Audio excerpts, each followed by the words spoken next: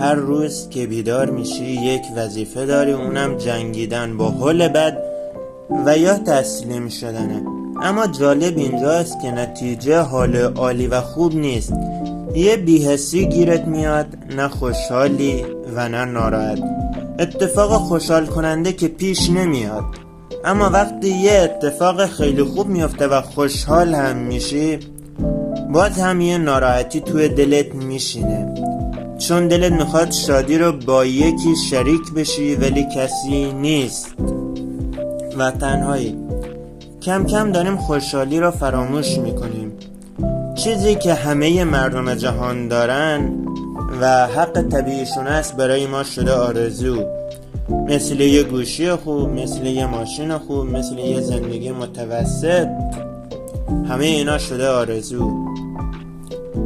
خونه جای این که پناهگاه ما باشه شده مشکل.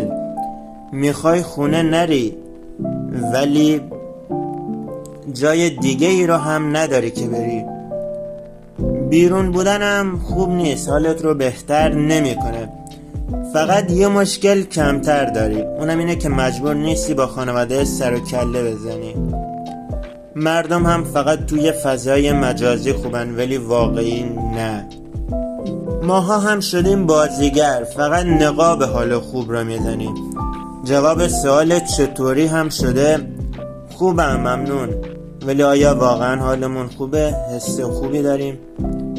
همه ما از درون در حال یه جنگ هستیم با خودمون. ظاهرمون خیلی خوبه، عالیه، بهترین نقاشی جهانه، اما درونمون شده ویرانه ترین ویرانه موجود. دلمون شکسته و چیزی ازش نمونده. شدیم افسرده، شدیم شکست خورده، شدیم غمگین و دل مرده، شدیم تنهای تنها، شدیم با خودمون غریبه، شدیم تضاد، ناامید و امیدواریم، خسته پرتلاشیم. از تنهایی بدمون میاد ولی همه رو از خودمون دور میکنیم.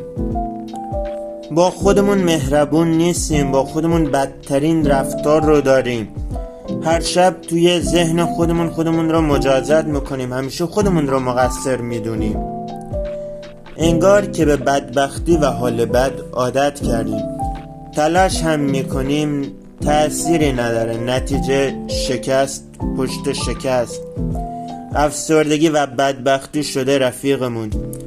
تنها توصیه این روزه هم شده صبر کن. میگه تا الان به جز صبر کردن کار دیگه ای انجام میدادیم.